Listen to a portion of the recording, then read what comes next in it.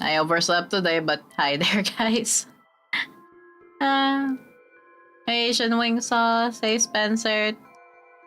Hey, I'm up. We're back for the Otome Game Tuesday. Yes.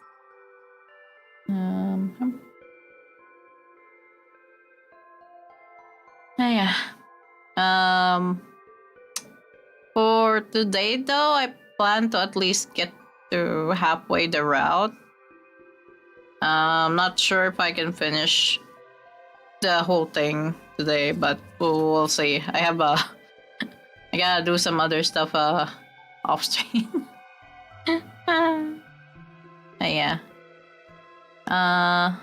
Me. Also, no, there's no construction work today. So at least it's not gonna be that noisy. Hell yeah. I think we're on... What chapter is this now? Load. I think it was this one. We got saved from the fire by Ren. Hell yeah.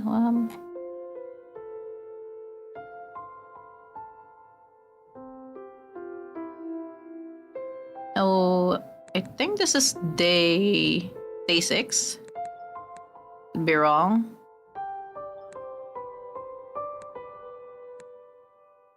Yeah. Let's see what happens, I guess. When you wake, the room isn't yours. The walls feel unfamiliar, the air too still. Panic creeps in as you push yourself up, then pain shoots through your hand. You look down, a ring glints in your palm. A wedding ring. It shouldn't be there. It shouldn't be here. It got lost in the river after Kazuki's death, yet it looks untouched, as if it never left you. Your head spins. What's happening? A sudden bang hits the door, followed by hurried footsteps. Without thinking, you slip the ring into your pocket. Something tells you to keep it hidden. The door creaks open, and a faint silhouette appears in the light. Granny. Oh. Granny's small frame enters, carrying a tray of steaming tea. Her face softens when she sees you awake. Are you finally up? Goodness. What happened? That's what I'd like to know. What do you remember? There was an accident, a fire, and I think I heard someone enter my apartment, and then remember. It's alright. I'm just glad you didn't remember. I'm just glad you still remember some of it. I heard the sirens blaring, and then out of nowhere, Ren showed up at my door carrying you unconscious. Luckily, you weren't badly hurt. I stayed with you through the night, taking care of you. Well, Ren kept going back and forth between my house and your apartment, dealing with the police and everything else. The tall man came by as well while we were still asleep.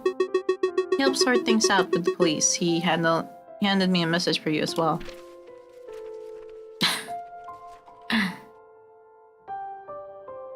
The morning, afternoon, or night, whenever you're reading this, your neighbor let me know that you were resting here instead. Do let me know when you wake up. I hope you're feeling better when you do.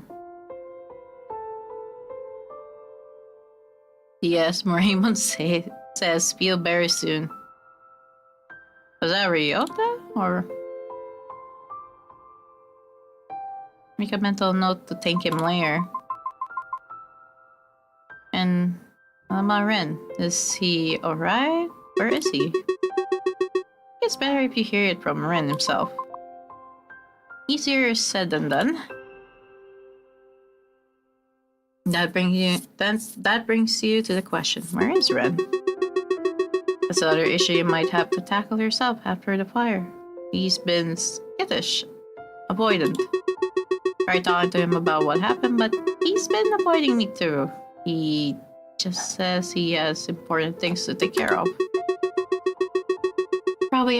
It's probably better to confront him head on, since he keeps avoiding both things. It's worrying, really. He's always been like this. Whenever something hard comes up, he keeps it to himself and tries to solve it on his own. I just hope he'll open up soon, either to me or maybe to you. Okay, fine, Ren. You're welcome to stay here as long as you need, till your apartment is fixed up. Are you sure that's okay, Granny? I don't want to oppose. Of course, I enjoy your company anyway. It's been a long time since I had anyone over. I'll enjoy it while I still can. I'll leave you to your own devices for now, but don't stay out too late. I might be asleep when you get back. I'm not as young as I used to be. Okay.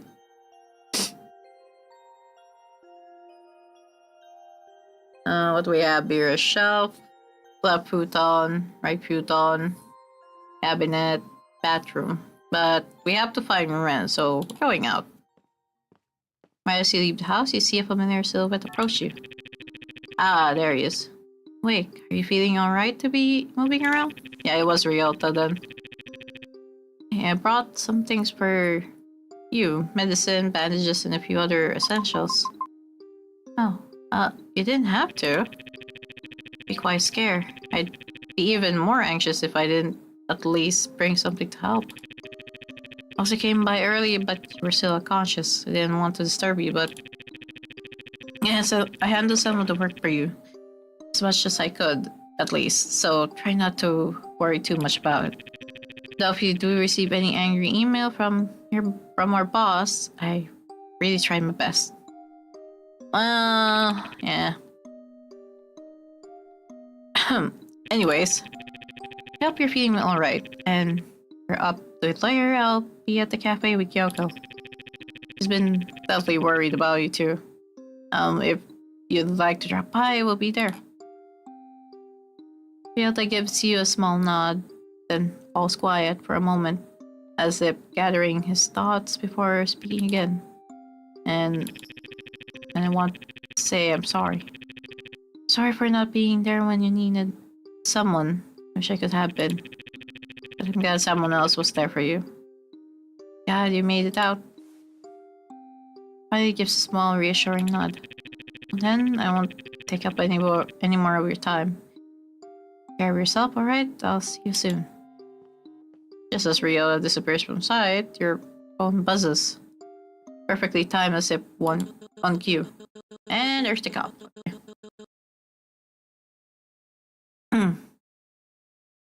Now, this is Officer Watanabe from the precinct. We'll be looking into the fire at your apartment. If you have the time, we'd appreciate it if you could come in for a few questions, just to clear things up. Hopefully we can clear this up quickly. I don't want to keep bothering you. Thank you for your cooperation. So I should head to the police station soon.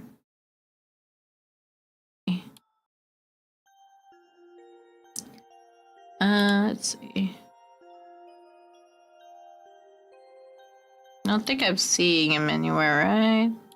It doesn't indicate anything. Why do I have a feeling it's he's at the river, but let me save.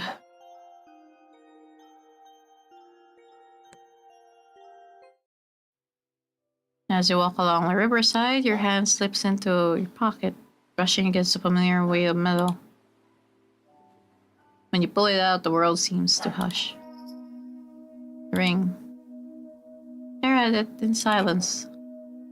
You've imagined this moment so many times, finding it again, holding it by the river. But now that it's here, the feeling doesn't reach you. Tilt the ring, your reflection stares back, faint and distorted. Last time you saw yourself and on its surface, you remember looking lighter, softer. Now the tear lines tracing your cheeks seem heavier, carved deep by the time and grief. Then you hear it. Soft footsteps behind you, careful and slow, as if someone's trying not to be noticed. You turn around, half expecting to see a random kid playing by the riverside, but before you can leave, you reach out to grab his hand. Yep, there he is. Huh.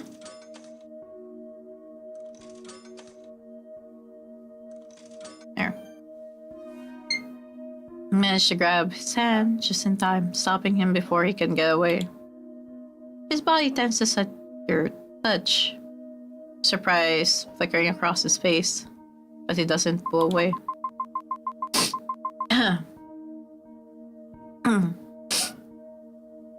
Are you finally ready to talk to me, or are you going to keep running away? Ren hesitates, his eyes darting around the area as if searching for an escape route. When he finds done, he lets out a long sigh, shoulders slumping. Fine, you win. I'll talk. Not like I have much of a choice anyway. Why do you keep avoiding me? Guess it's easier that way? The less people know about you, the less they nag.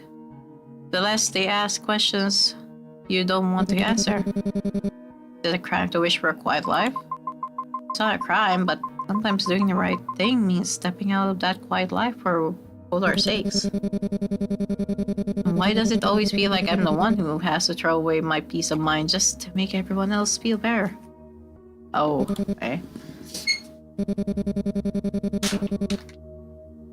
Forget it.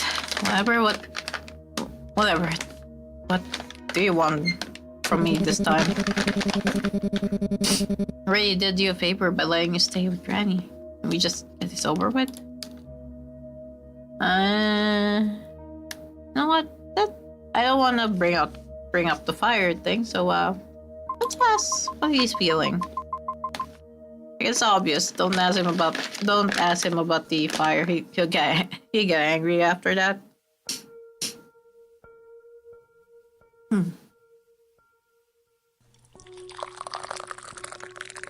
I thought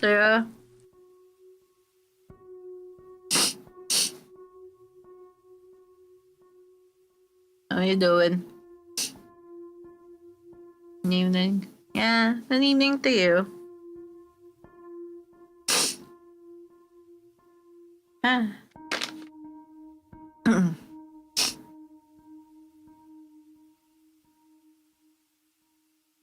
Yeah, I thought so. Yeah, I'm gonna hydrate real quick.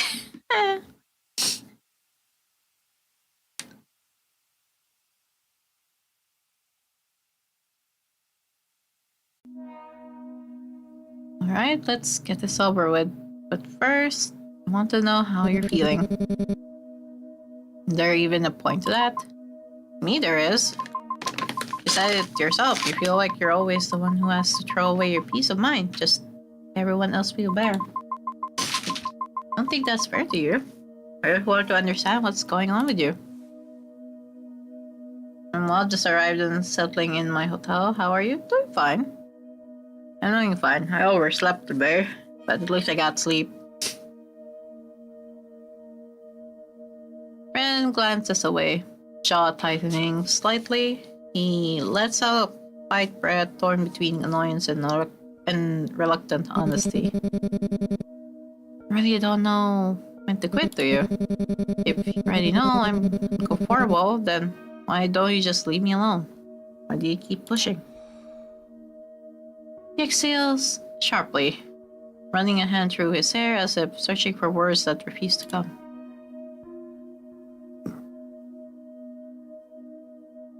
His tone wavers between frustration and something quieter. You know it all too well. Every time he asks, it stirs things up. I've spent so long trying to keep everything quiet, trying not to think too hard about any of it. And now you're here asking me how I feel like it's some easy question to answer. I'm not angry at you, I just don't know how to do this. Talking about it, letting someone in, it's easier to just by distance.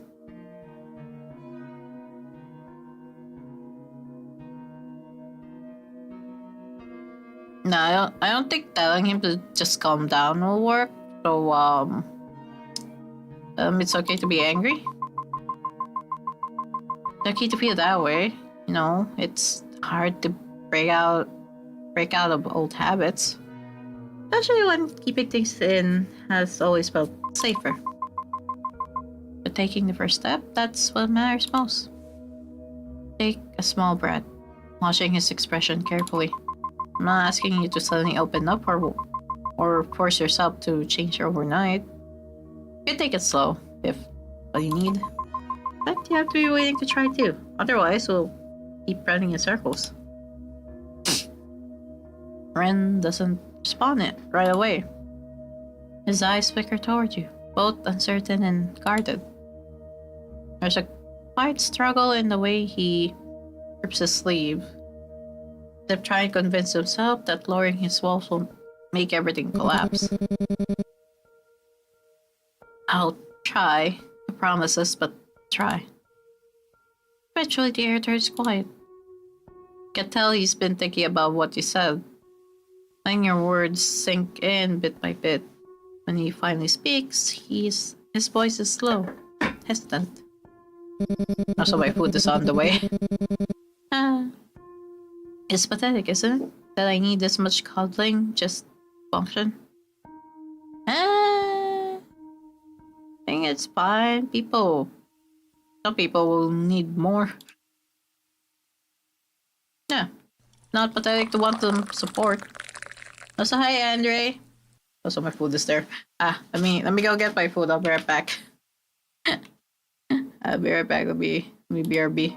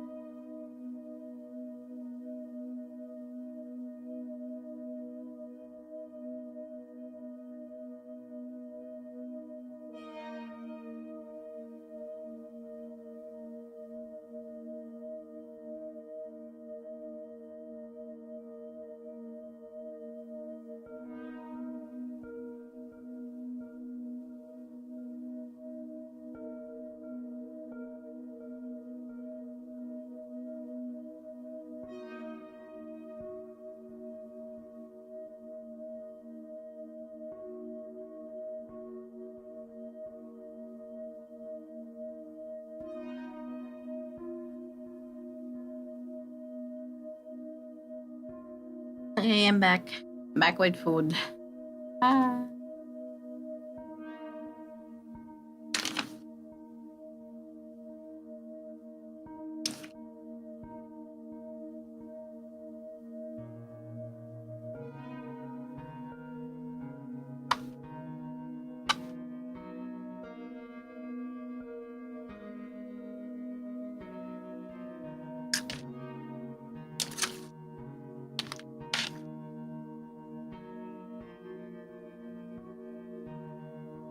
Okay, I'm gonna be eating, so I don't think I'm gonna be able to read.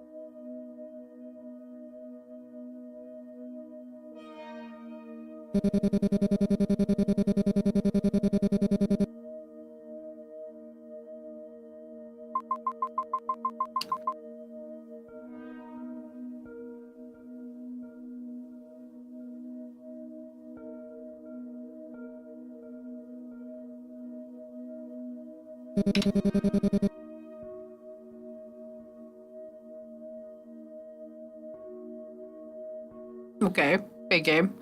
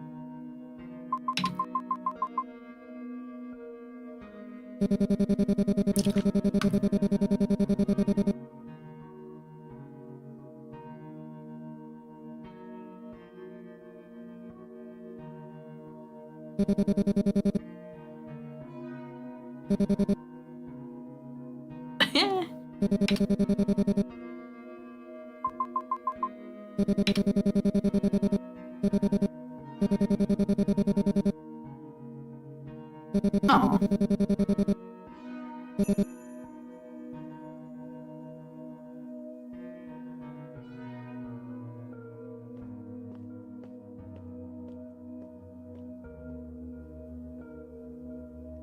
Not enough gray in this game. Hey, dragon.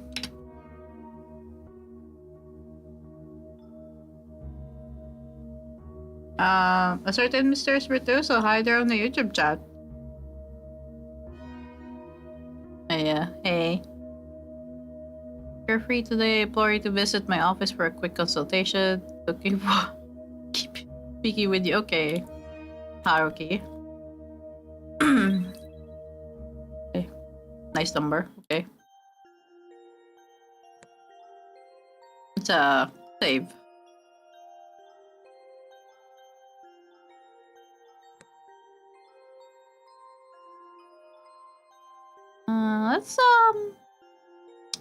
Let's go to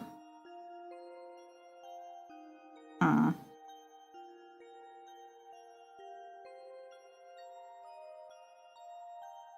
mean, we could just go back to the sweet shop, I guess. Go home. Hey, Izuku.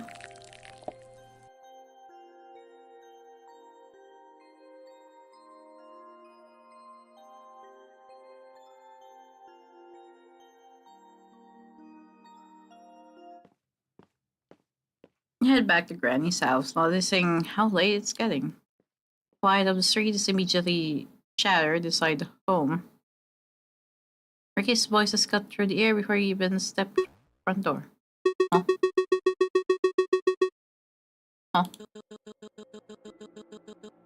Huh? Old man. Okay.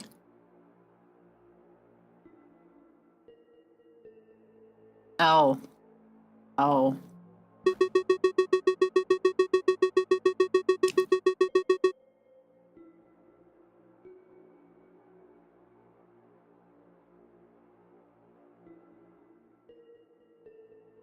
Right.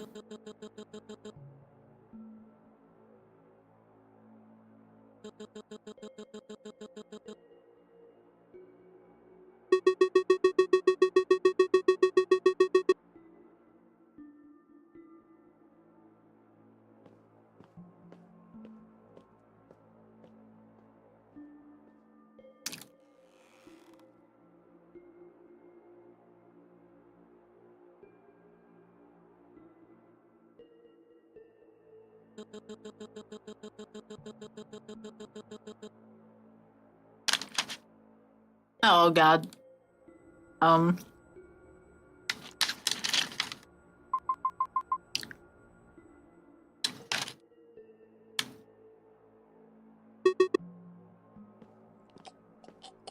Uh oh.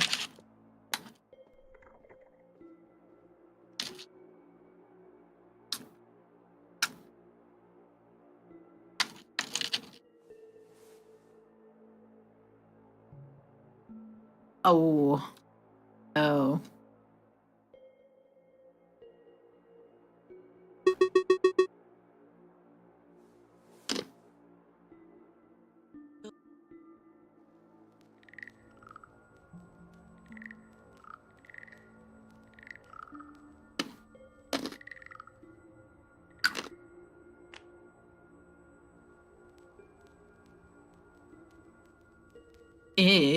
Ew.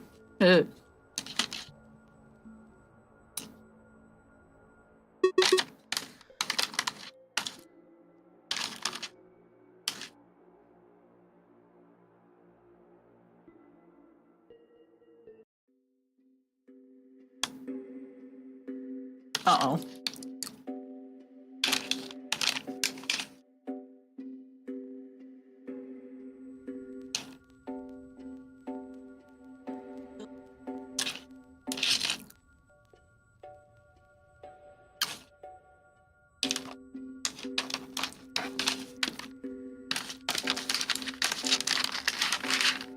Scary.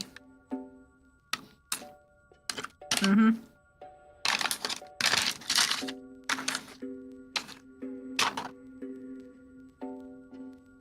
Then suddenly, what? A violent tug grips you from his grasp. Oh, hi there. Right in time.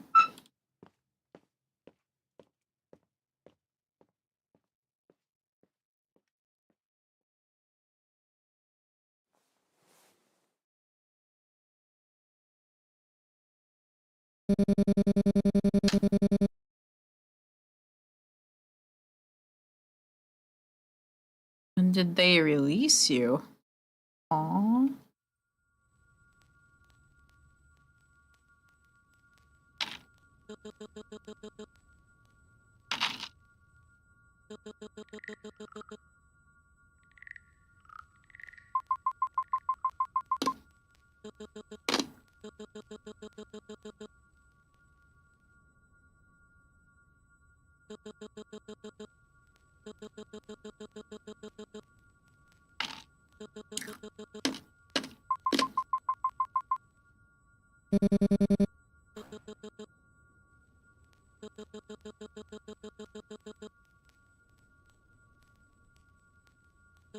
Damn.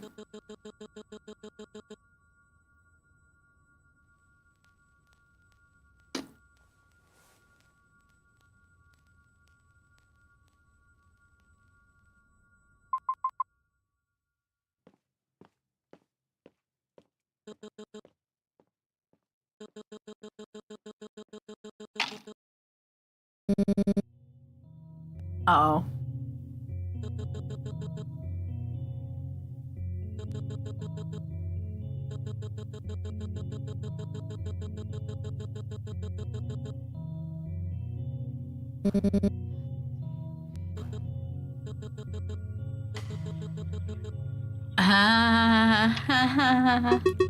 Oh boy.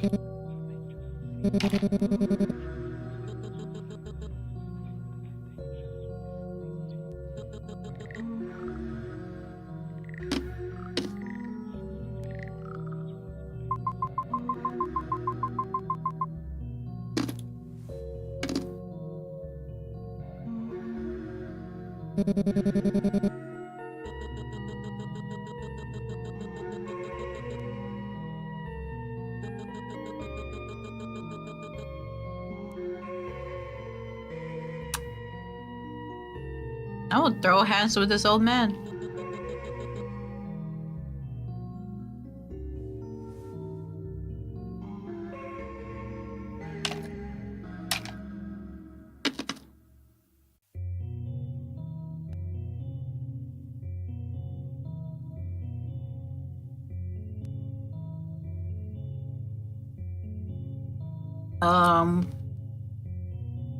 Tara, hi there on the YouTube chat.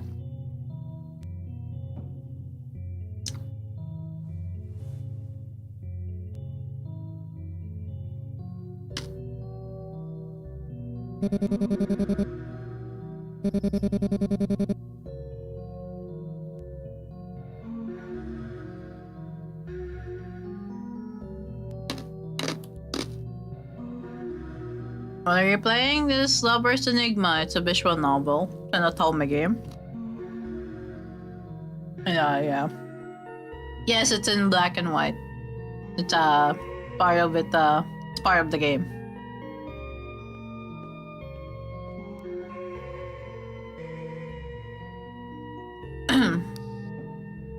Oh.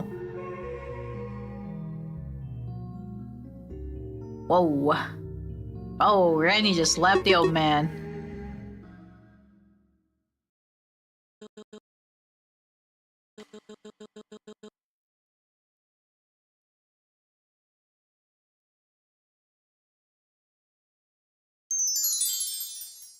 Oh.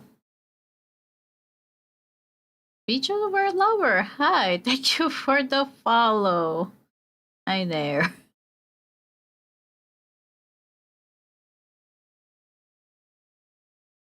Welcome to Otome Game Tuesday.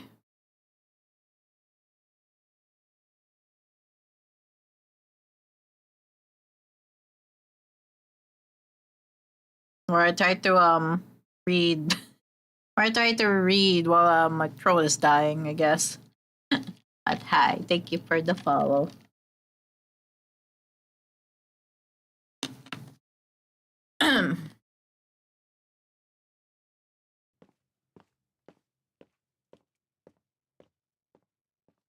I think I can read now because I just finished eating. Without another word. Unheard, he turns and leaves, the echo of his footsteps lingering in the quiet room. You stand there, trying to catch your breath. Part of you can't help but wonder, well, what's his real reason for coming here? Was it Ren he wanted? Or you? Or perhaps he only wanted to trap a wedge between the two of you. Ren exhales shakily. He defied leaving his body. He stumbles back a little, wiping the blood from his nose with the back of his hand. You move closer, concern on your face, but you avoid your eyes. Probably have a lot of questions. Say nothing. Let's out a small bitter laugh. I'll answer them soon. And whatever you decide after that, I won't blame you. The words hang heavily between you, faint smell of incense still lingering in the air. Rand exhales sharply, breaking the silence as he presses a hand to his temple. I'll go lie down. Flitting. You need anything near? Medicine? Some medicine, some tea. Cuts her off. Small shake of his head. I just need to lie down before it's out.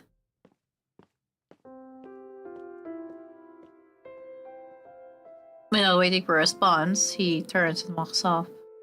His footsteps uneven against the wooden floor. Sound fades until the only thing left is the faint creak of the house settling.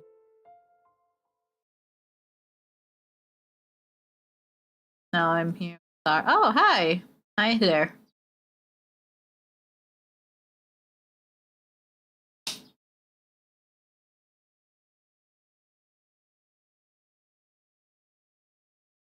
Yeah, welcome to the stream.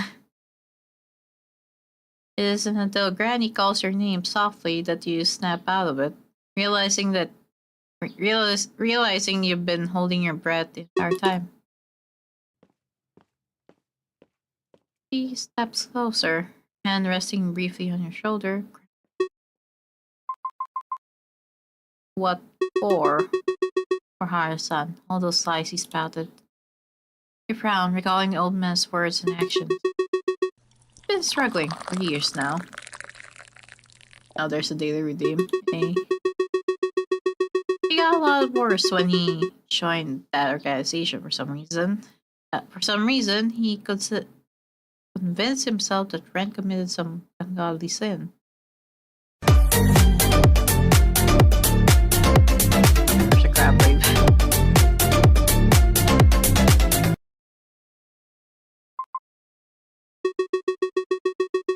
Brought Ren into the organization. One day Ren came back completely broken. He didn't speak for a month, not a word. And then, when he finally did, all he said was one thing. I did something bad. Don't let Hara-san's delusions shake you. You need to see the truth for yourself. Hey, Lunaria, thanks for the lurk.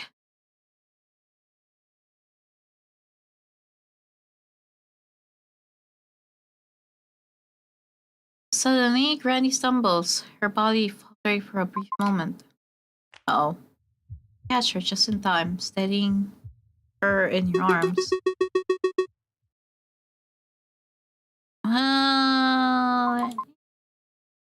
Help you? You guide her carefully down the hallway, supporting her as she leans on you. You leave her to rest in her room. The door closes softly behind you. The house falls silent. Quiet presses in, leaving only the ringing in your ears, an echo of everything that's happened tonight. There we go, day 7. Okay.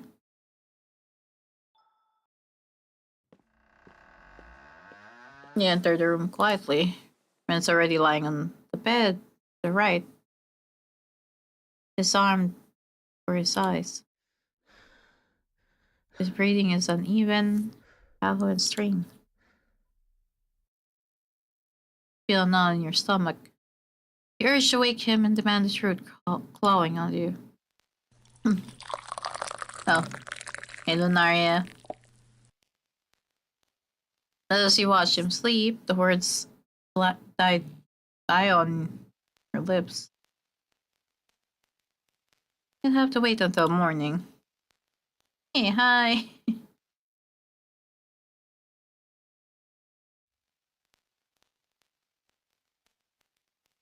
There's nothing left to do but rest. Settle down on the other side of the room, eyes tracing the dim glow that cuts through the curtains. For a moment, it feels serene. Close your eyes, letting the sound of his breathing while you two sleep. Oh, okay. You try to sleep, but your mind refuses to rest. Oh boy. Every time you start to drift off, new thoughts and scenes replay in your head, pulling you back into uneasy wakefulness. A numbness spreads through your limbs, leaving you trapped between consciousness and cautiousness. Ooh. Am I in sleep paralysis? Am I about to see my sleep paralysis demon? You realize with a sinking feeling that you're caught in that trip of sleep paralysis. Oh god. It's right there. And uh-oh. You know it's true.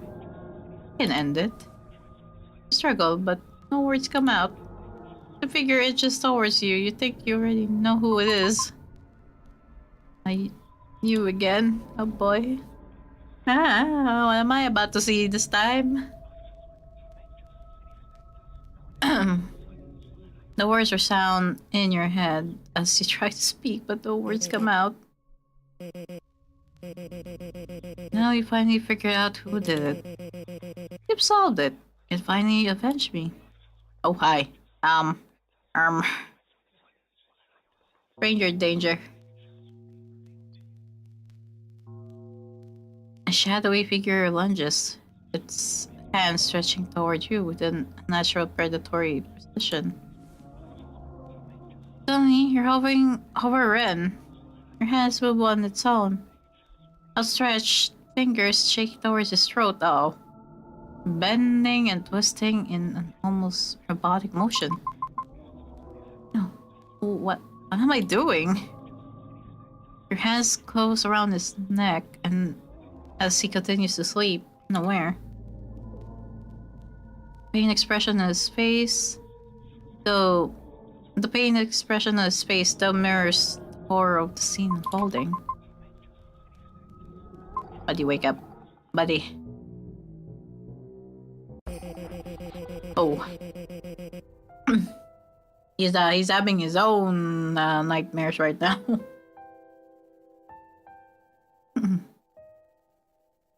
I'm pleasantly surprised. I didn't expect for you or him to come back alive.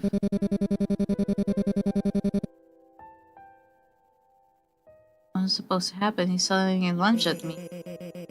No worries, you've given me something even better. Oh. Aw. That's sad. That's sad for you to find out. Okay, then.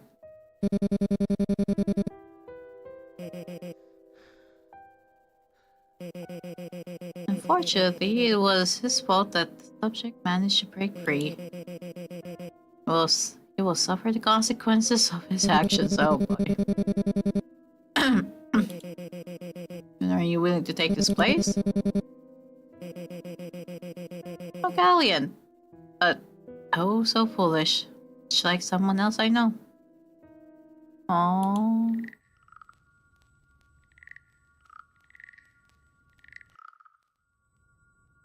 Force against it. Tell yourself the voice that's feeding thoughts into your mind that's wrong. It's saying, you don't know if you can trust Ren either. Trusting him is still better than trusting the thing that crawls behind your ribs and whispers through your teeth. You know better now. You have to know better now. But your hands keep moving away anyway. His throat is right there. Your body refuses you as though you are merely a passenger inside it. Fingers hover closer, closer, and closer, closer. Then sting. Ring. It wasn't on your hand before, but now it is. Oh.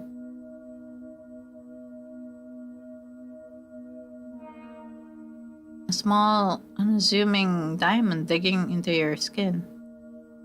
Sharp enough to carve a thin line of red down your finger. Pain is real, immediate, and it cuts through fog.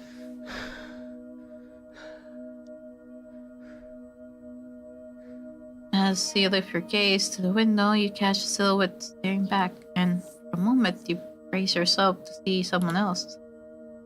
Kazuki, maybe, standing in half light the way he used to. Or Neomukade, coiled and waiting in the dark. Something worse, but glass does not like. Still you. It's always been you. Ren stares before you. Faint hustle of his blanket breaks the silence. Looked out to see his wide eyes staring back at you in pure terror. Immediately he hides under the covers, mumbling words you can't quite make out. Oh my.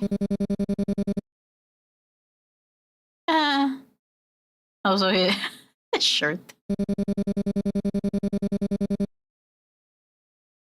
That's what you really want, then do it. Probably deserve it anyway. No, I don't want that. I don't want to hurt you. What is the truth? It'd be easy to just believe that what that old man said. But I need to hear it from you. What did they do to you? You hesitate, flashes of memory flickering in your head. The voices, the visions. Kazuki. I always thought Kazuki was a good person. But if he did something that made you have to protect yourself, then your voice trails off. The words hang heavy in the air, where you continue on. I don't really know how to describe it, but he started to hurt someone. Don't feel the need to elaborate, you both know who you're talking about. And then I saw you were fighting back against him. And after all that, you started to talk to someone commanding, frightening. And there was this moment, something about punishment, and last words leave your mouth, mirroring the same words that echoed in the dream. Brought him a vessel. Ren freezes. His lips part like he's about to speak, but no sound comes out. Stammers, trying to force out a word, then grips his throat as if invisible hands are tightening around it. He coughs and gags violently, sound shattering the silence of the room. Heart races as he doubles over, gasping. When he finally stops, he manages to choke out. No, I can't remember. I can't remember what happened. Oh.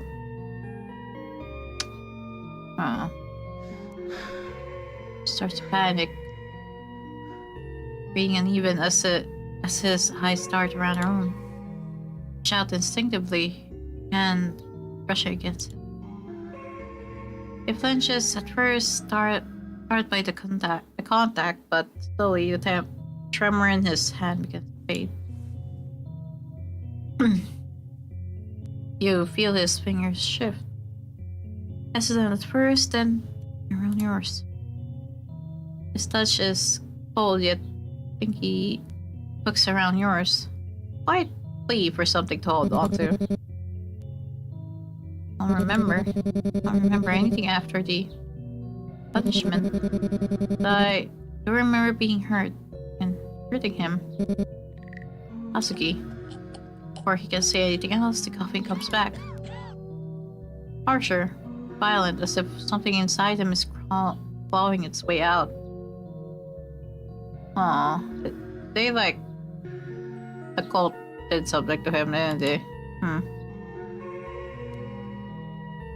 It rips through the quiet, his whole body jerking with each breath. Ren? Doubles over, gasping, choking on each breath, and the sound raw and wet. Reach for him, but he jerks away. Strangled noise escaping his throat before one final dreadful cough rips through him. When his trembling hand lifts, you see it, almost like a strand of hair. Ooh, clinging to his fingers, sitting under the dim light like something that shouldn't exist. You feel a chill run down your spine, a sense of deja vu creeping over you as it pulls you back to your day your mother gave you that unsettling cake filled with strange hair. You never fully felt like yourself after that day. So perhaps that wasn't entirely a bad thing. Ren immediately flicks the hair away. His movements sharp and frantic. Glances around the room, eyes starting as if something unseen is watching. From his pocket pulls out a sheet of notebook paper. Hands shaking slightly. He scribbles furiously, then holds it up for you to see. Oh. Ooh. And continues to write frantically, each page scratched over in jagged, hurried strokes before he tears it off and tosses it aside. Don't remember much, brain messed up. He scribbles another page, eyes wide, hands trembling. Kazuki ordered to follow him. He became weird one day, confronted me. Aww? Pauses after writing that last part, staring at the paper as if it burns in his hands, before tearing it apart violently. With a trembling hand, he writes again. Hurt him badly. Didn't know what to do. Running back to the place, he took her by the breast. He nervously glanced at him, wanting to ask who, but words don't need to be spoken. Ren meets your eyes, despair written across his face. They both know. I think it's better to talk tomorrow. Or, right, tomorrow, I suppose. There's not much I can say right now, but until we actually figure out a plan. Is that alright with you? Yeah. You nod, agreeing with Ren. That's true. It's the middle of the night, right? We should get some sleep. It help us think better in the morning. Thank you for being understanding. You slide back under covers, the weight of the day pressing down on you. Sleep won't come. All you can do is lie there, staring at the ceiling. My mind's still restless. Hey, Rico. How's life? Been okay. Okay. Also, we have an ad break coming up in a minute.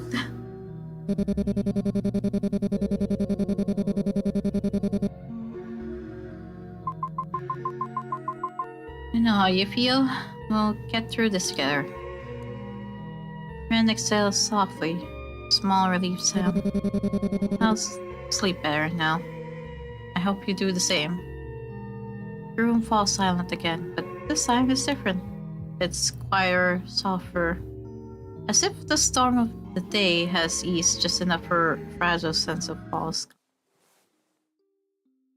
Take the ring off, placing it gently on the bedside table. Catches the faint light, a small glimmer in the quiet darkness.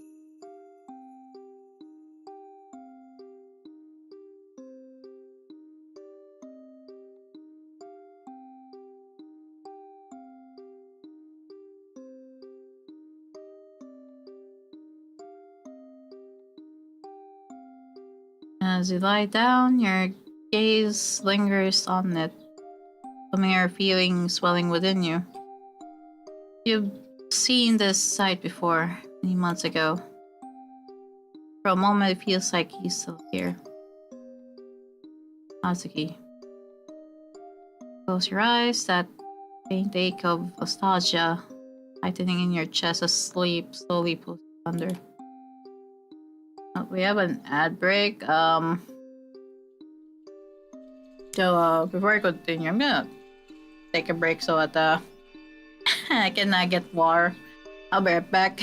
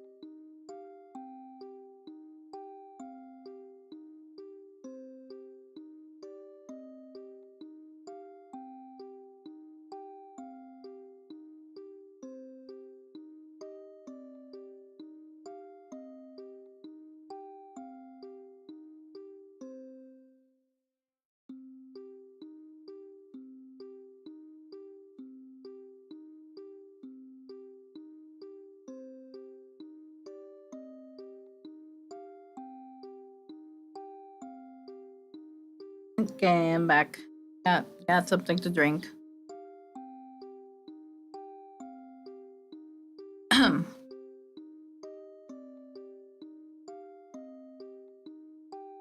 Minutes ad for American insurance, even though my IP is in the Philippines. It happens. It's ads. I don't think it matters that much.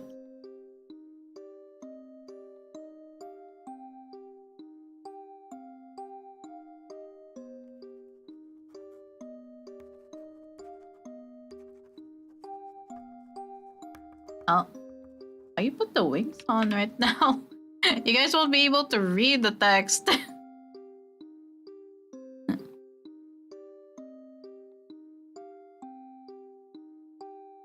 Gonna be blocking the text, so I put the wings off.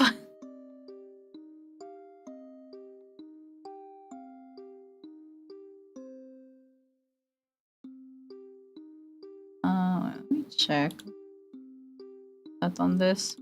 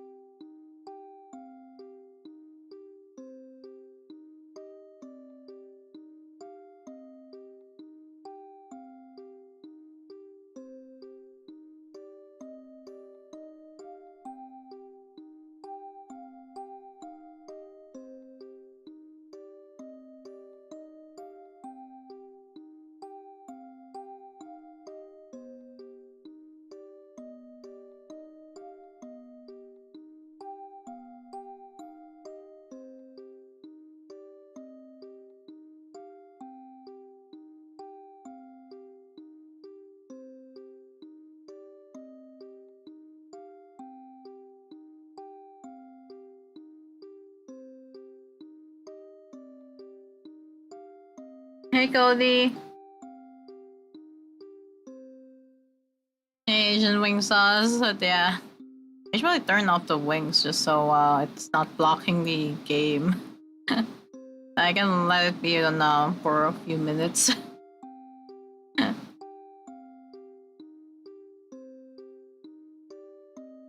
Oh, there it is. Yeah, I remember I did put a timer on that for that redeem.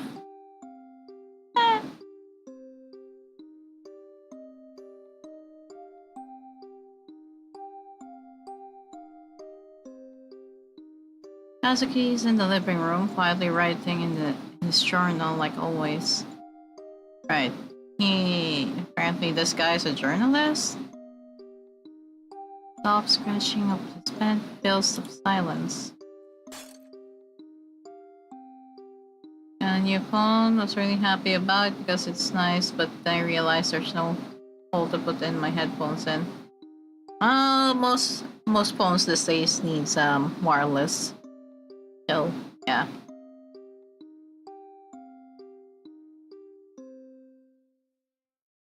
Then the cup slips from her hand and shatters against the floor. Oh.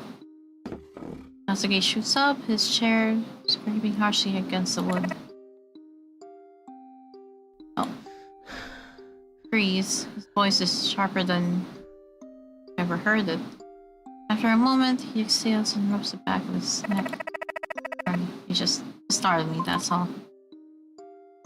Oh. He kneeled to pick up shards. The quiet, now oddly heavy. Lately he's been more jumpy, more withdrawn. I want to ask why, but the words won't come. Instead, you fall into your thoughts, wondering what other strange moments you might have brushed off, thus forgotten. Then 3 stream streak, hey!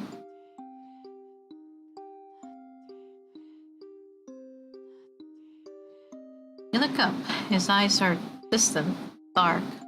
When he speaks again, his voice is low, almost not his own.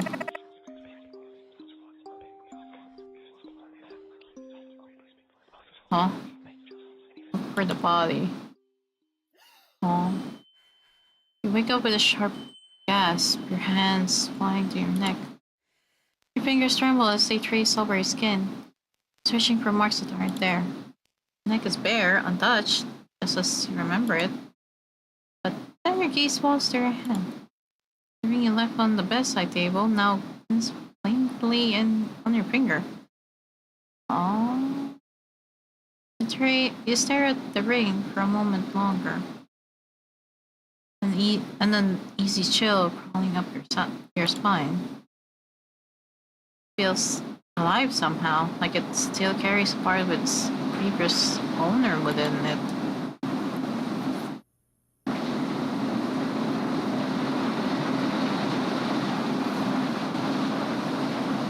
Yeah, I'll just buy a dongle, I suppose.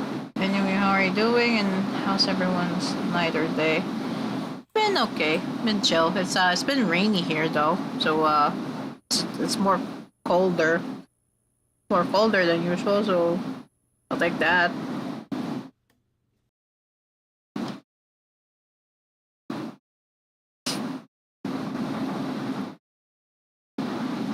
Can't tell if if that thought brings you comfort or dread.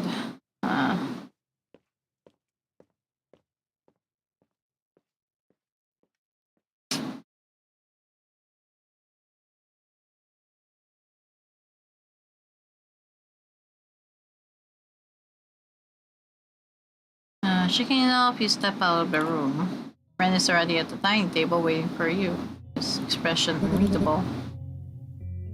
Morning. He avoids your gaze, eyes fixed on the table instead. Rennie left early to open up shop. Looks like it's just us for now. How are you feeling? Could be better?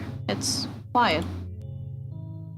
He nods slowly, a silence that follows somehow heavier than the words exchanged.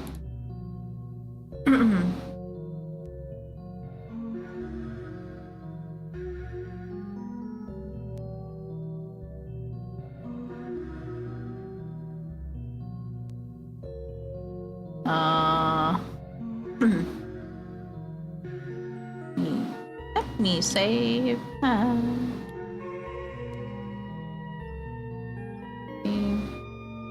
Here.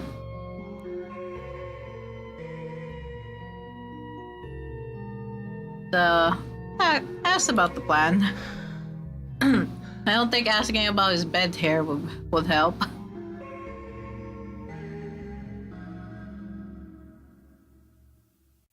And exhales through his nose and nods slowly.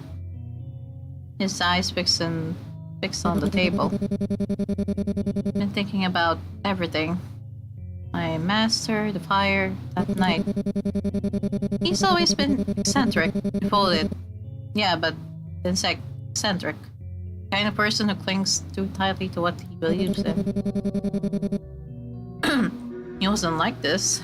Where it's just when his health started to go downhill, when his spiritual strength began to fade, he turned to the organization, said they could help him fulfill his purpose. I think what he really wanted was to matter again. I feel like he hadn't lost everything he worked so hard for. Legacy, marriage. They were a safe haven for him. They told him what he needed to hear, something I couldn't give him. I'm not too unfamiliar with that feeling, I suppose, so I called him.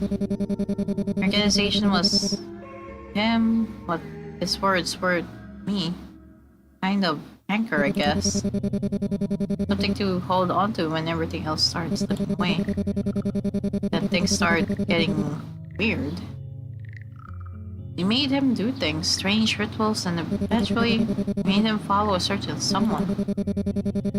Tried to stop him, but I think you know how it all turned out. I don't think I can talk much about it.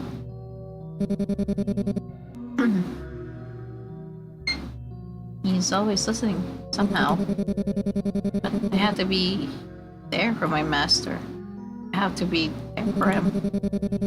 Somewhere along the way, I stopped knowing whether I was repaying a debt or just excusing the things I've done for him. Sorry, there are certain things I can't talk about.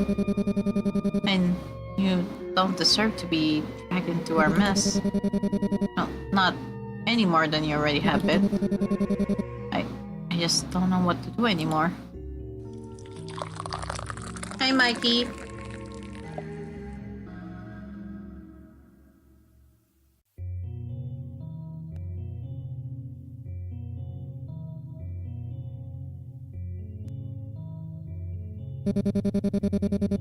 Hey, hi, how are you doing, Mikey? Really? After everything done to you? You will do that? Alright, I'll figure out a way to do it. Don't worry, I'll handle it. You don't have to do anything too dangerous.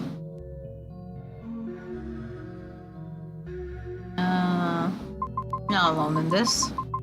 You can trust me too, since I'm technically involved in this as well.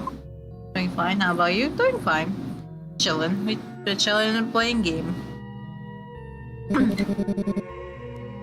Team, are you serious? I mean, after everything I did?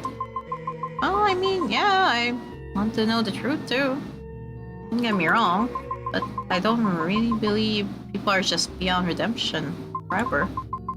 Not if they're genuinely trying to change. I see. Thank you for being so kind to me. I'll read this step somehow. Oh, Granny is not feeling well. Oh boy. Rushes forward, supporting her carefully. His expression tight with worry. Sorry to bother you kids. I was just standing to the store, then suddenly I felt so faint. Ren helps her into a chair, steadying her, and hurries off to get some water, glancing back anxiously. Seeing her like this feels almost unreal. Her health, which had always seemed steadfast, now falters in front of your eyes. Eyes flicker to the shadows of the room and brace yourself, half expecting that eerie strand of hair to appear again. This time, nothing. Ren studies Granny, making sure she's sitting comfortably. Don't worry, I'll take care of her today. You should just go about your stuff. Oh, are you sure? How about you? Do you have work or something? I quit. Huh? Yeah, I don't have time for people who treat me like shit. Damn, bro. Damn. I wish I had the strength to just quit my horrible job too. Maybe it's easier for me. I was only part-time after all, but yes, yours come with bigger risks. Still, it'd be admirable, I guess, to just tell your boss to shelve it off. But there's also quiet strength in holding out this long. Most of the time, those on top get away with most things. Oh, you're surprisingly mature about this. I know there's a lot of sides to everything. I suppose I should head to work soon. I'll try to look after Granny in the meantime, and think about what to do next. Alright, I'll do the same. Help deal with Hara-san. Okay.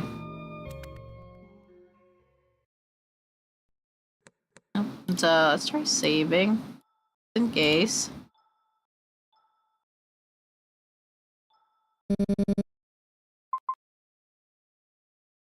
With that, you turn to leave.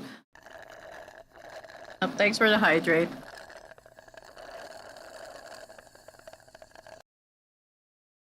And the posture check. With that, you turn to leave. Quiet sound of the footsteps fading as the morning light filters in behind you. Ah, here we go again.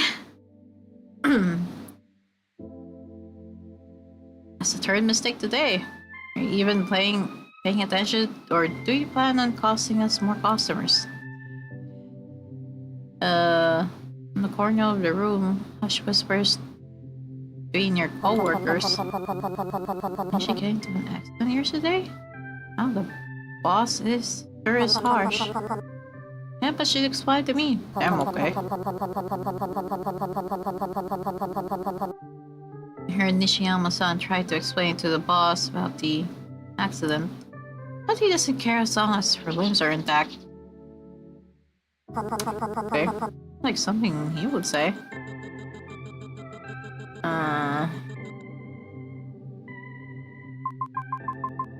But prior yesterday, bother, someone already told me about your little accident. Doesn't change anything. At the end of the day, this is a business. If you can't hit your quota, then you're out. What's that? Hi, Tobias. Hi there on the YouTube chat. His words sting, bold and final. You lower your gaze, swallowing the frustration building in your throat. One, as Red said, would be admirable if we do that.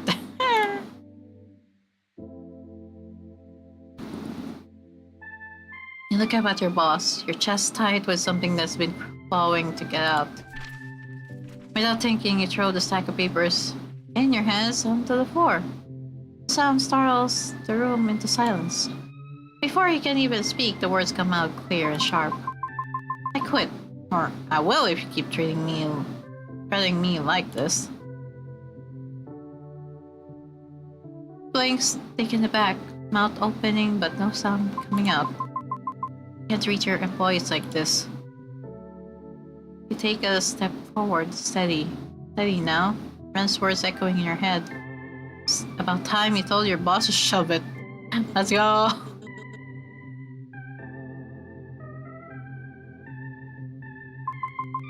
Then I'll make sure everyone in this block knows about your exploitative practices.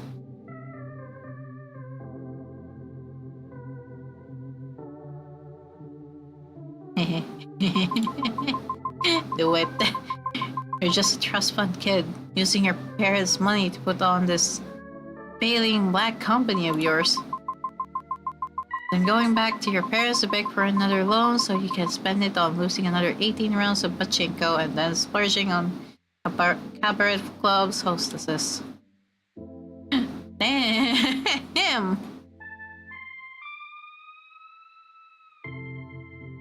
But his voice falters when he hears the stickers from your colleagues. He turns on them in anger, barking at them to be quiet, the tension brought somewhere. All it takes is this opportunity to come to your side. Okay? Never felt better. Proud of you. Wish I had the courage to do the same. Yet. Huh. Maybe someday. Continue with your work, keeping your eyes on the screen. From the corner of your vision, you catch your boss avoiding you again. He gives you a petty glare every now and then, purposefully talking to the colleagues beside you, making snide comments within your earshot, but cowardly enough not to confront you directly. Huh. The day ends relatively soundly. You wonder how things will change. I'll stay back a bit. Gotta finish up some of the reports our boss suddenly dumped on me at the last minute. Are you sure? Don't stress yourself out too much. I'm used to it. Don't worry about me. He glances at you with that familiar gentle smile. Take care of yourself, alright? And if you've got time, maybe drop by and see Yoko. She's been worried about you too. Alright, I will. Give him a small wave before heading off, watching as he turns back to his work. For a moment you hesitate, wondering if you should have stayed with him. But you shake thought away. There are more pressing matters at hand. As you step out into the street, a passerby's voice carries over the hum of traffic. Yeah, I saw this weird old man hanging around that alley again. It's just strange. The town's been full of weird curses lately, hasn't it? He paused for a moment, frowning. Could that old man be Arasal? Naruki's office is just a short walk from the alleyway there, where the old man was spotted. Maybe you know something about him, or at least have some clue. Okay. Saving before I go there. Alley. I don't see anything, so I guess we just go to Haruki's office.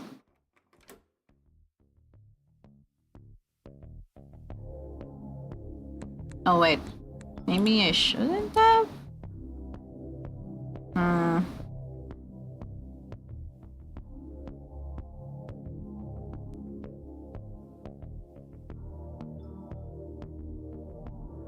Maybe.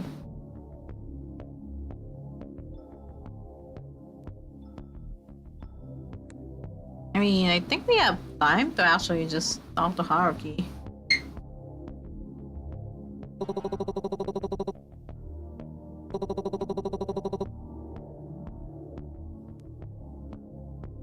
Huh?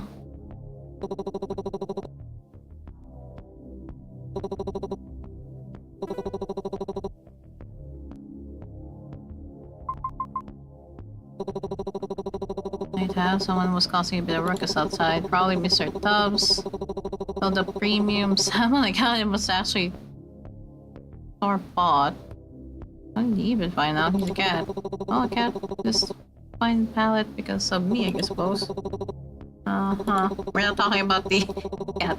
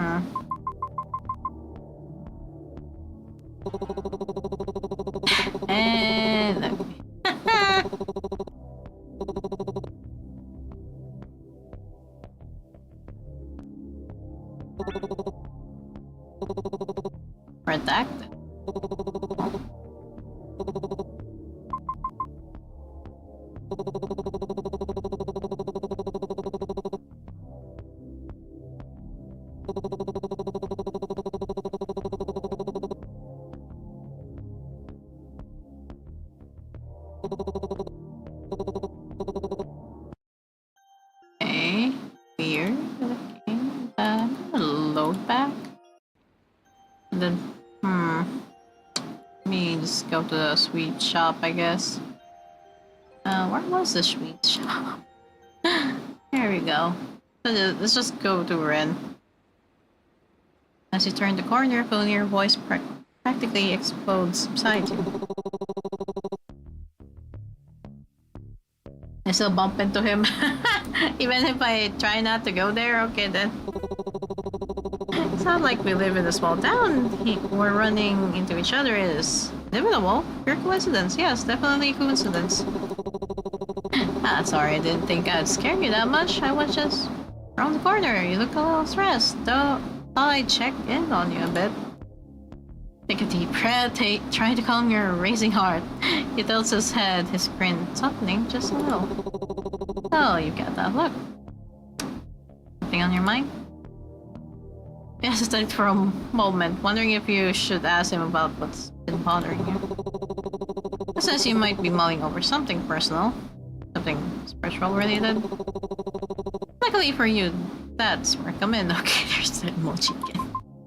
Maybe not. Is it about Tara-san by any chance? Okay. How did you even know that? Wait. How do you know him? Oh, I don't know him personally, but I've seen him. Old man, right? Hangs around outside my office sometimes, muttering to himself like he's debating the meaning of life. Oh, when you hear enough chatter from the aunties at the shopping district, you start connecting the dots. It's amazing, really, how much classified level intel old people have. Should hire them as a field operatives, bro. What should we or I do? I don't know how to deal with people like that. It just reminds me of my mom, in a way. The stubbornness, I mean, but someone like Hara-san is different, eccentric, unpredictable. Not wrong, but the difference between your mother and Hara-san is why they cling to their beliefs.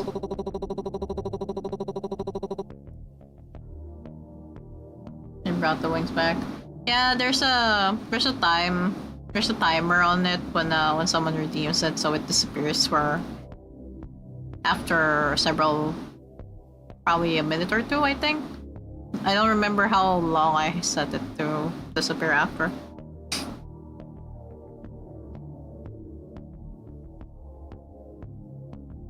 Mom, she's trolling because she thinks she knows what's best. She wants to do what's best. But Ara-san, he doesn't have the same confidence she has anymore. He's desperate. Desperate? Believe it or not, he used to be a respected medium back in the day. People would travel miles just to ask for his help. Time, well, it's cruel. His powers started fading as he got older. Which is strange because medium usually get stronger with age. Anyways, it's easy for people like that to fall prey to anyone promising answers. When you build your whole life around something and it starts slipping away, you'll cling to anything that tells you it's not over yet. That still doesn't answer my question. What should I do? Haruki smiles faintly, the usual playfulness in his eyes dimming just a little. Only one thing you can do. Try to learn to coexist with people like that, or you let them eat you up from the inside. You can't change how people like Haru-san or your mom think, but you can choose how much of yourself you let them take. Unfortunate, Ren really seems to care about him. Support Ren instead. People close to them are often the ones who get hurt the most. Glance at him curiously.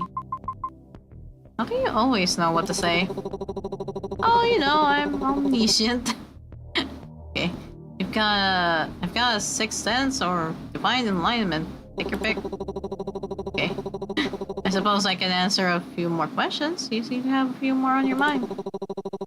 Though you'd probably have some of them answered if you visited me yesterday. Arasan. Ah, the revered medium of attack. Wasn't that what they used to call him? Back in the day, he was admired by many. Him and his wife were a bit of a power duo. Even the upper sec respected them, and that's saying something, especially since they worked independently. Imagine my surprise when they moved out here to this small town. You knew about him before all this? Of course, I respected him too. His readings were sharp, presence commanding. A shame how far he has fallen.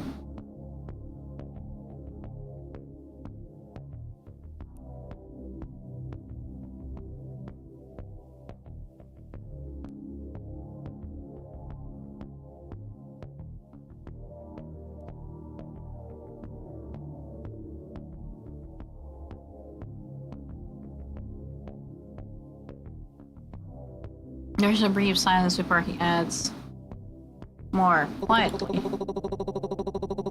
And like, people like him don't just lose their gifts overnight. Something must have broken inside him long before his powers began to fade.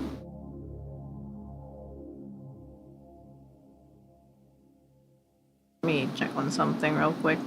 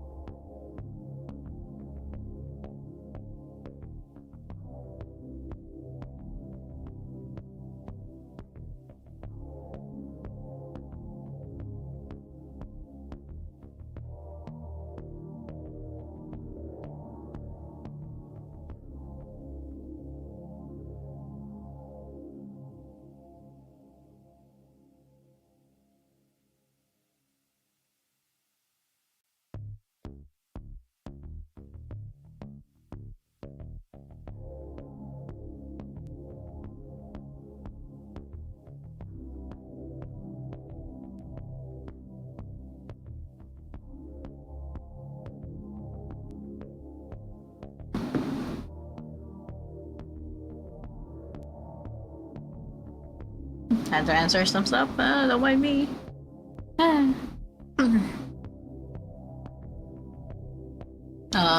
Okay. And it's that's about the spirit haunting us. You know, I saw a similar creature on the day my apartment burned down. Yeah, the rent's face. Its mannerisms, but twisted in an awful way. It knew exactly where to hit, like it wasn't just wearing him, but it was him in some horrible way. The weirdest part is I felt like I was connected to it. Not just because it looked like him, but something deeper.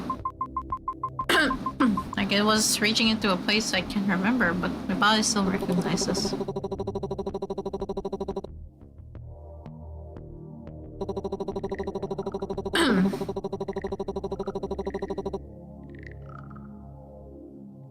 The face it wears, the tricks it plays, the tricks it plays, it's all to keep you tied to it. But what it really is, it's an ancient spirit, an Omakade. Similar to the one that at Ryota's place. These kinds of spirits, they feed on people's minds, you know? Slowly wearing them down until there's barely anything left but an empty shell. But yours is different. Stronger. Way stronger than the one hunting him. Think back to the fragments of your nights. The hazy dreams that leave you restless. Half-remembered whispers that linger along after morning.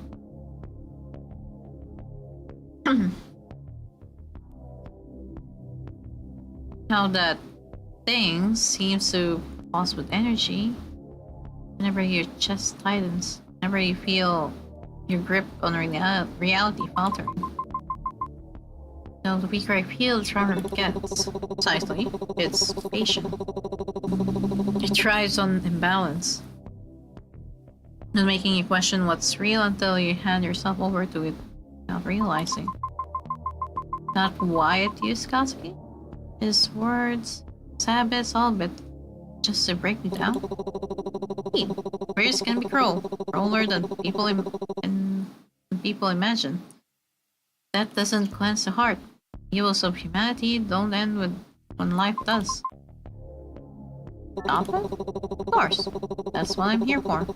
Been researching ways to sever its connection to you, and I'm getting close. Trust me, Miyuki. Whenever everything in my power to make sure you get your happy ending. That is thing I can do. Just take care of yourself. If you let this thing wear you down too much, it'll be harder for me to act. So eat, rest, and let it trick you into thinking you're alone. Leave the heavy lifting to me. Otome hierarchy. Exercise. About the curses. Can you tell me more about curses, just in case? Ah, that's my area of expertise. There are all kinds of curses, you know? Small, simple ones to ones that lead to large catastrophes. Common ones cause misfortune, sickness, or ruin a person's life bit by bit. But the stronger ones can do things like find a person's will, even stop them from speaking the truth. Stop them from about something? Indeed, it's a cruel kind of silence. One that eats away at you the more you fight it. Usually the way to break a curse is to destroy whatever's anchoring it. Sometimes it's an object, sometimes it's the person themselves. Hardest part is finding which one it is. But when you do find it, don't hesitate. Have the connection fast, because the moment you do, the one who casts it will know. Okay. I'll handle things on my end, alright? Don't need to worry too much about the organization. And as for the spirits, they're only as strong as you let it be. You've done really well so far. Just keep pushing forward. Got this. Okay. As what I'm seeing, Haruki on this route is someone who's gonna be working in the back. Penny never leaves it open. You step inside, lights are dim, with a few items scattered across the floor. Penny? Red? No answer. Penny, are you here? Sharp crack echoes behind you. Pain bursts across the side of your head before you can even turn. The world tilts your vision swimming with light and shadow. Uh-oh, I think we got knocked out. Oh no. Last thing you hear before everything fades is the faint hum of the wind chime by the door. Its gentle sound twisting into something distant, almost mocking. In darkness. Where am I? Your mistake. Down lightly behind the back of your chair. Try to focus through the haze in your head, but thoughts won't line up right. There are two shapes in the dark. Penny? Ren? None of them answers. A voice from somewhere behind you speaks instead, hoarse and trembling. Fucking old man, okay? You flinch. Shadows shift, and Hara's-san steps closer. His eyes glint like whetstones in the dark. Wanted to come to this, you know, but you had no choice. You won't understand. None of you would. Try to move, but the ropes bite deeper into your skin. Such a promising one, wasn't he? So obedient, loyal. That's what ruins him in the end. Devotion without direction. People think faith is pretty words and prayer. Faith demands proof. Sacrifice. Sacrifice that I'm willing to make. Not making any sense. Toss you off with a sharp slap that stings across your cheek. Oh, bitch, okay.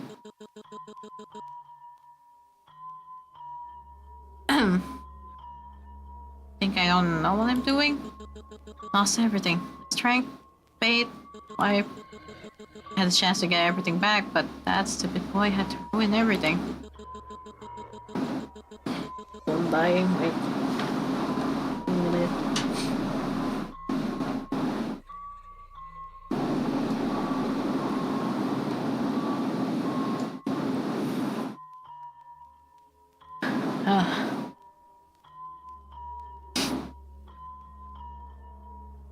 You were supposed to monitor him, then bring him back. Set things right. But Renjiro? That boy had to ruin it. He wasn't supposed to kill him. The vessel must be intact for the soul to return. Foolish boy, didn't even follow one order. Stopped suddenly, turning toward Ren's son body. I saw too late. The spirit still lingers, you can feel it. That man's essence, pulled apart but not gone. Roshi no Kami will forgive me when I restore what was broken. He kneels beside Ren. A bowl of murky water set before him. His trembling hands, he held out a bundle of bamboo grass, tapping it rhythmically against his face and crown as he chants. Okay. A low guttural murmur that twists and warps with every breath, no longer sounding like words meant for human tongue. I don't understand what you're doing, but it's wrong. You're hurting all of us. Wrong? You don't know wrong until you've been abandoned by the gods. When someone else offers you redemption, a chance at retrieving what you lost, I say that crime do not accept that offer.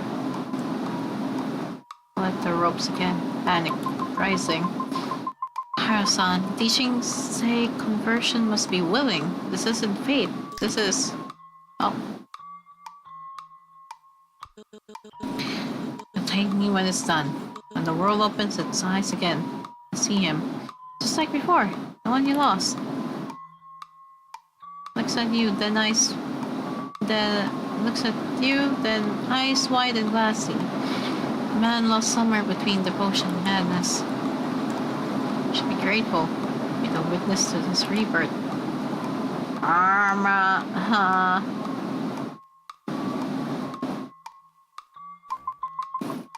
won't let you do this. Oh, resistance is futile, my dear. Unless, of course, you want to prolong your suffering. What are you trying to be, Some heroine in a tragic story, trying to save your beloved from the forces of evil? And... so? What? Then you should have made better choices. Amidst his incoherent ramblings, you see Ren stare. His head lifts weakly, confusion flashing in his eyes as he catches sight of Granny slumped nearby and floods his voice. Hara-san doesn't answer. He just keeps chanting, the bamboo grass tapping against his skin in a panting rhythm. His voice cuts through the air, raw and desperate, For a moment, the old man's hand stills, before turning sharply and striking Ren across the face. The sound echoes sharp and wet. You scream, struggling against your restraints, but Harrison only stares down at Ren, his eyes wide, mouth twitching into something between a smile and a grimace.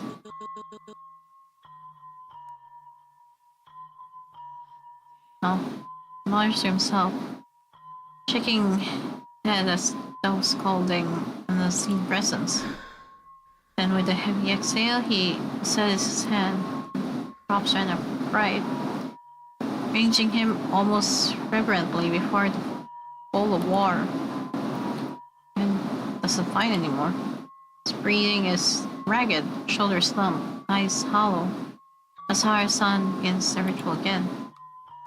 Steady tapping of bamboo grass against his own skin. Low guttural chanting. I think it's time for us to break free. Oh, time for a check, I see.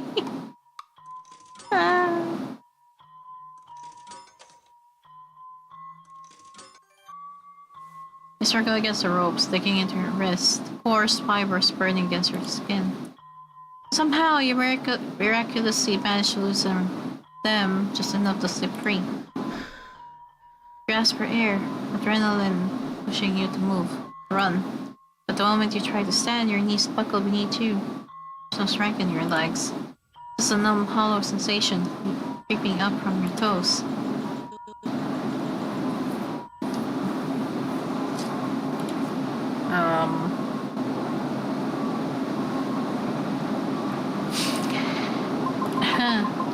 You're really sorry, then fight back. Prove it, don't let him control you. He's not the person he used to be. He's using you for his own sake. He doesn't want redemption. He wants power. But you're different. Don't lose to him. Just don't let him take you. Oh boy, here we go.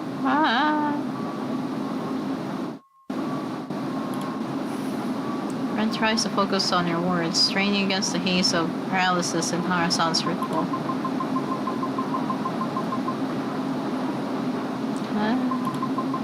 No wonder you lost your powers in the first place. You were never worthy of them. Harasan falters, his chanting stopping for a brief moment. His eyes narrow in a sharp mocking laugh flushes through tension.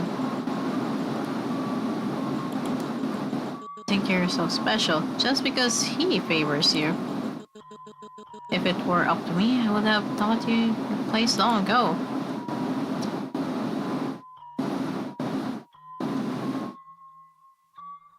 I don't know why this old man lost his wife, but his attitude says that maybe it was deserved, bro.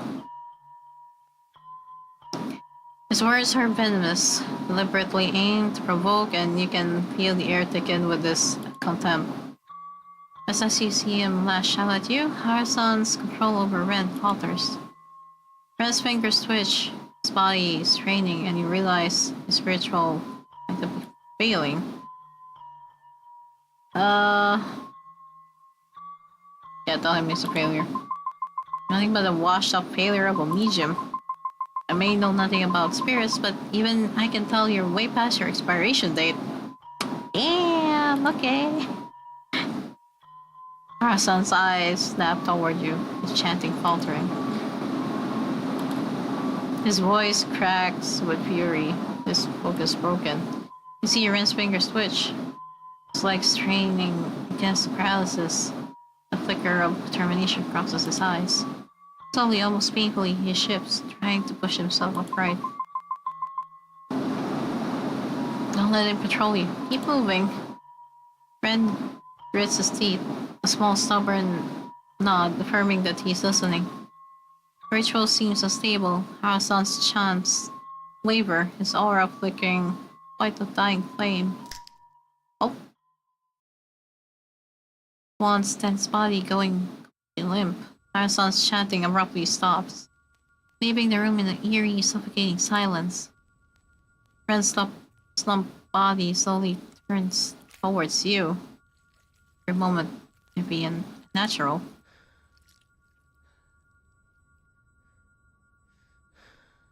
His breathing rattles through the silence, and then voice emerges. Familiar, but not his own.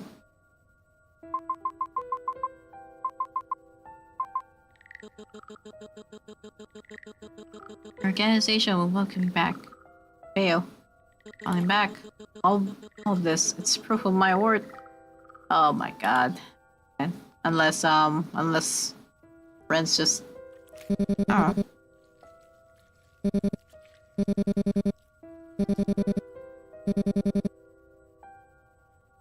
Oh. Stare at them in utter disbelief. Your breath catching in your throat. The figure before you, he's red, but he isn't. The sight sends a chill crawling down your spine, using fear, rage, and helplessness into something unrecognizable. Yet beneath the panic, something else stares. Quiet, treacherous relief blowing deep in your chest. He's there, Kazuki. For all this time, he's right in front of you. All you have to do is free Ren. Then Kazuki, be back. Yes, Ren. All you have to do is leave Ren. Oh boy.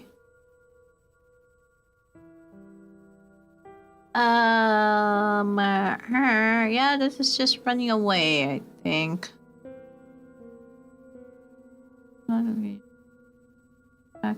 No. Ignore the incessant voice in your head. You don't have time for that. Someone more important needs your help. This isn't repentance. It's cowardice. It's exactly what Hara-san's been doing. Running away instead of protecting what's important. Don't lose to someone like him. End up as his puppet or the organizations. Who are you, Ren? Fight back. Ren suddenly lets out a raw, guttural scream that takes through the air. His voice cracks and splits two tones of fighting for control.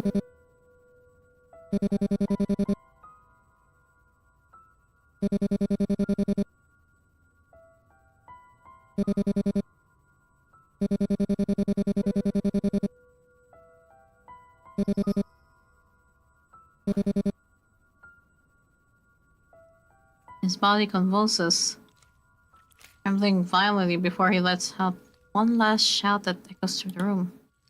Silence, and chokes, scuffing hard until something dark spills from his mouth. He asks for air, shoulders shaking, for his head lifts slightly to meet your eyes. An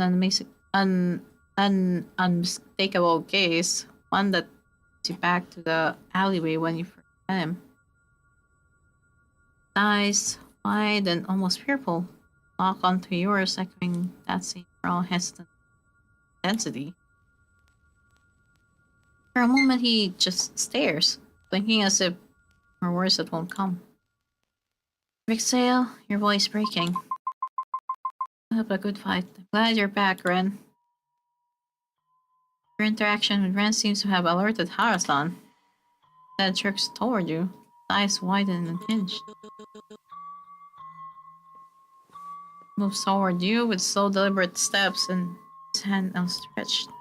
Try to pull back, but it's faster. His hand locked firmly on your shoulder. The moment his fingers brush the edge of your sleeve, you scream. Raw and instinctive. There's no point holding back when you know whatever comes next will be worse. As your voice pierces through the air, while smack follows suit. Grip your face in shock, waiting for the stinging sensation to ring through your cheeks, but the pain doesn't come. Hara-san stumbles forward, clutching his face, force your eyes open, feet trembling. Ren stands between you, her posture steady, arm outstretched. In her hand, a familiar yellow talisman glows faintly in the dim light.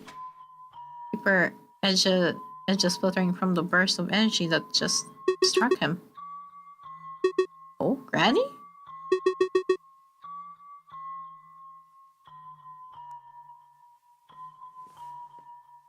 Granny wastes no time, shuffling toward you and pulling at the ropes with trembling hands until they fall loose. Him, he needs you. Okay? Don't hesitate. You rush her inside, untying his bindings as quickly as shaking hands. Wow. Breathing is shallow, his eyes unfocused, but when you pull him to his feet, he grips your arm weakly. Ren takes a step forward, then another. Carlson's voice wavers, growing more frantic, but Ren doesn't stop. He keeps walking, breaths coming out uneven, trembling with something between fury and grief.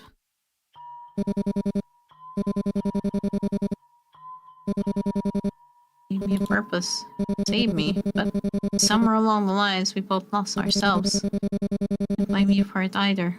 We were both trying to survive. I won't forget those years. I won't forget the good you did. Doesn't mean I can forgive what you did to me earlier either.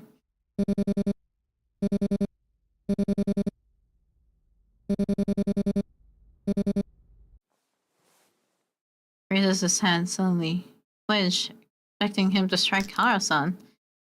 And instead his fist crashes into the wall just beside him. Sound reverberates through the room like a gunshot. Silence follows. Dust drifts down from the cracked plaster. Harasan's lips part, but no words come out. His shoulders tremble. His fingers uncurl slowly from the wall, leaving streaks of blood against the cracked surface. For a moment, he just stands there, staring at his blood-stained hands. Then, strength drains from him all at once. His knees buckle as he sinks to the floor.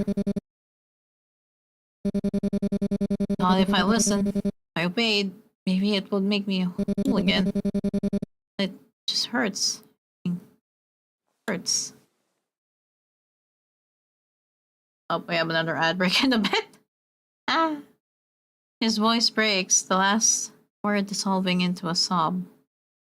Presses a shaking hand to his face, trying to stop it, but tears come anyway. Didn't want this. Didn't want any of this. I do. The sound of him crying fills the room. All the tension, the fury, the guilt spills out. Free breath. Just forward, his forehead almost touching the ground. Sorry. Comfort him. I don't think punching the old man will do anything.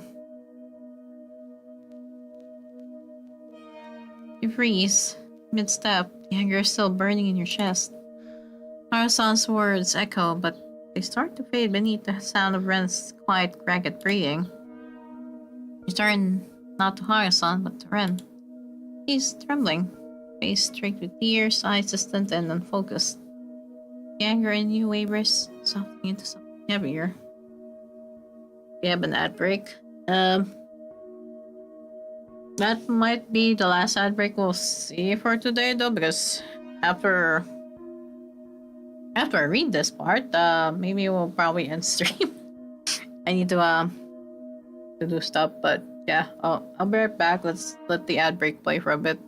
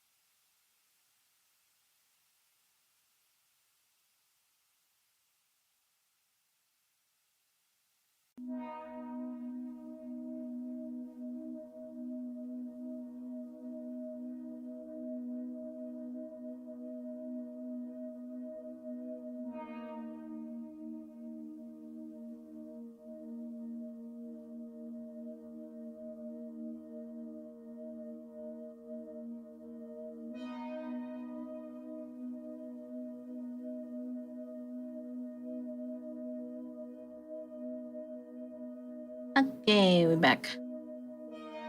Okay. Yep. Sorry, finishing this. Okay, over now. Don't have to listen to him anymore. You did enough. You kneel beside him, your hand hovering near his shoulder, before finally resting there. His skin is cold, his body is slack, but he leans into the touch just slightly. You don't need to prove anything. To him, not to anyone. Ren doesn't answer. Just shakes his head weakly. Voice cracks when he speaks. Thought things would get better. We could go back to how we were. Thought I could fix it.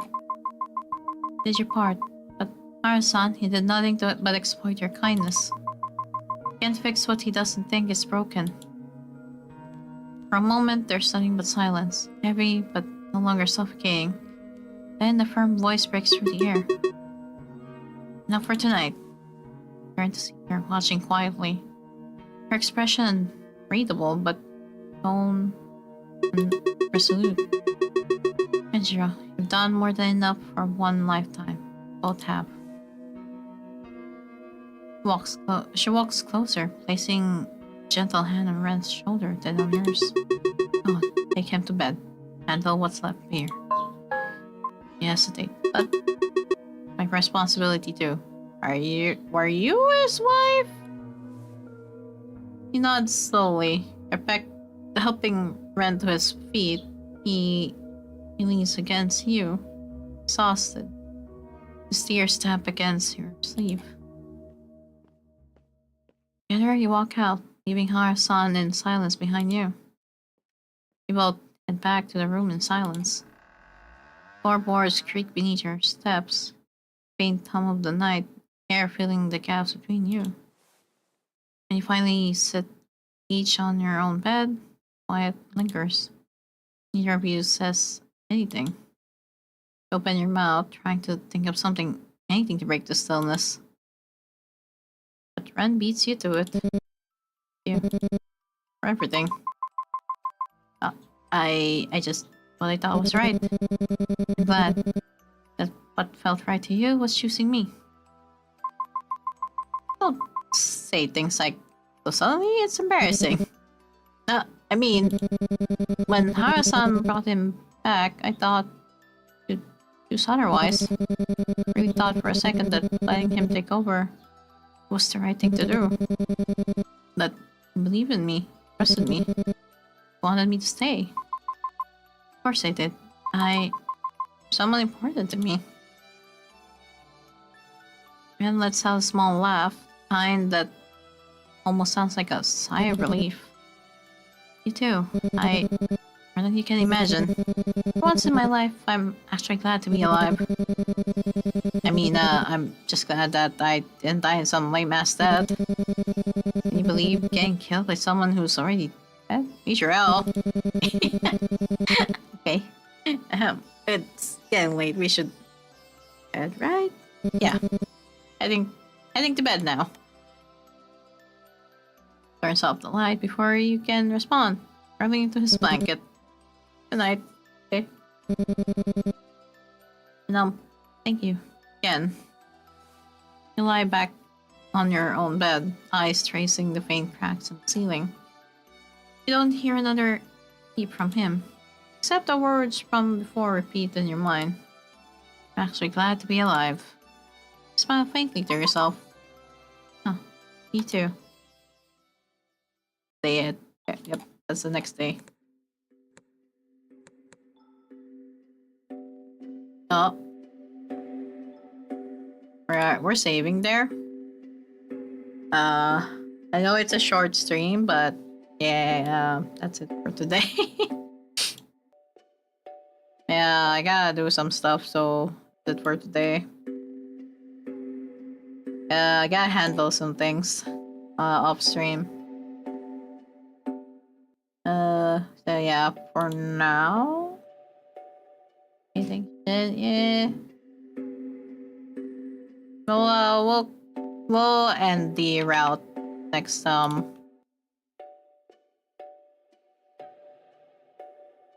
what do they call this? Like next week. I do hope you have a wonderful day.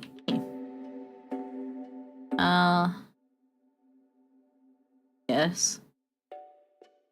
But yeah. What's live right now that I can probably read out to? You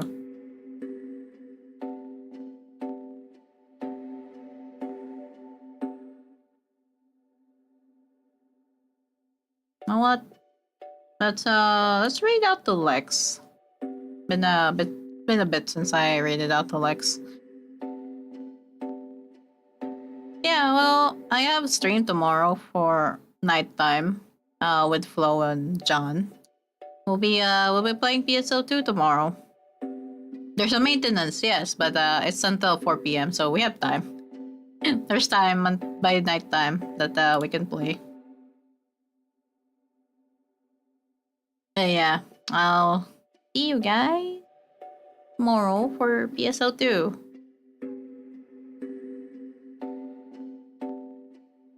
Right now, let's go read out the Lex. He's playing FF14 with Sandra right now. I see that he's viewing that one scene in Endwalker. Okay. Here is the raid message.